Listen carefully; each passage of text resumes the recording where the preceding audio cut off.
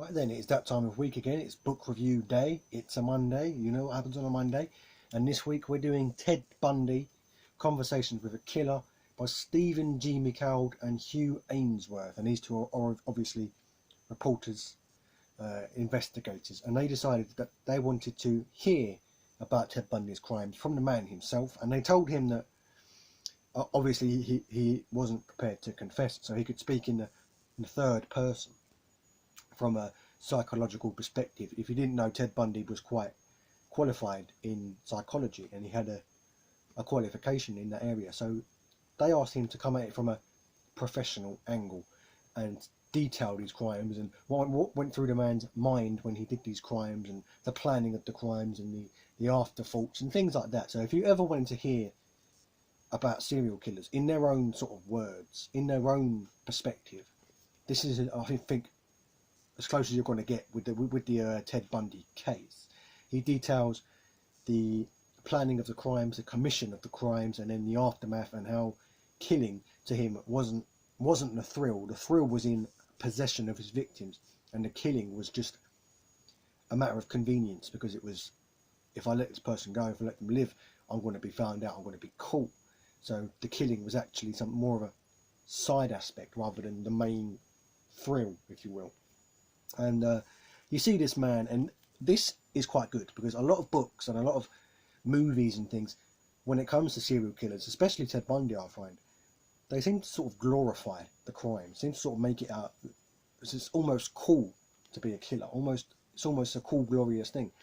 This makes him out and shows Ted Bundy for what he really was, which was a spineless little weasel of a man who may have been charismatic, may have been handsome, may have been able to charm people into believing he was innocent, but he spends the entirety of the book blaming everybody and everything for his crimes, including society, pornography, the breakdown of traditional values. He blames, all kinds of different things for what he did, bar himself. Not once does he actually say that the perpetrator of his crimes is at fault, that it's his responsibility for what he did. And I believe Hugh Anynesworth, in the second half of the book, actually says that to him. You've not once have you said that what this man did is sick or disgusting or appalling, or that responsibility ultimately falls at his door. We spent the entirety of our sessions talking about how it's society's fault, how it's pornography's fault, how it's the breakdown of family values' fault, and all this kind of thing. And you also hear about Ted Bundy's beliefs on, or his views of psychology, of human society, of history, of all these kind of different things and different subjects. And he's actually, if you look past the horrific crimes that he committed, and if you look past his weaselly little nature, his snake-like nature, trying to weasel out of everything, he was actually a very, very intelligent man, to the degree where it's not mentioned in the book, but the judge who sentenced him to death actually said to him, "You would have made a brilliant lawyer. You're a very intelligent individual.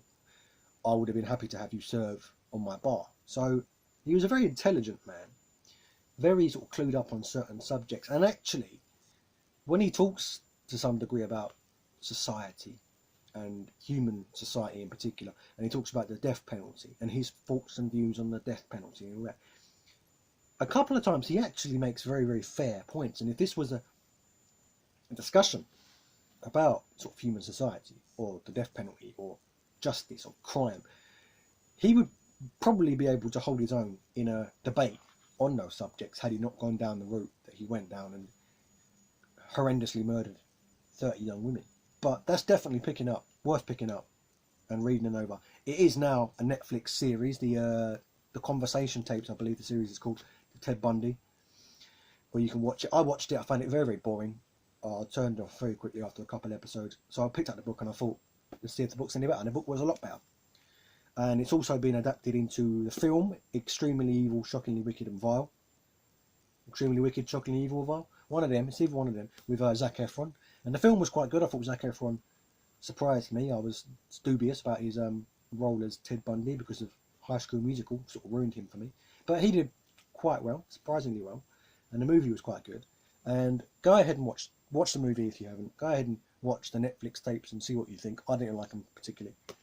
The book, I think, is where it's at. That's the source material. So go ahead and pick up the book. That was Ted Bundy, Conversations with a Killer. Thanks for watching. and I'll see you in the next video.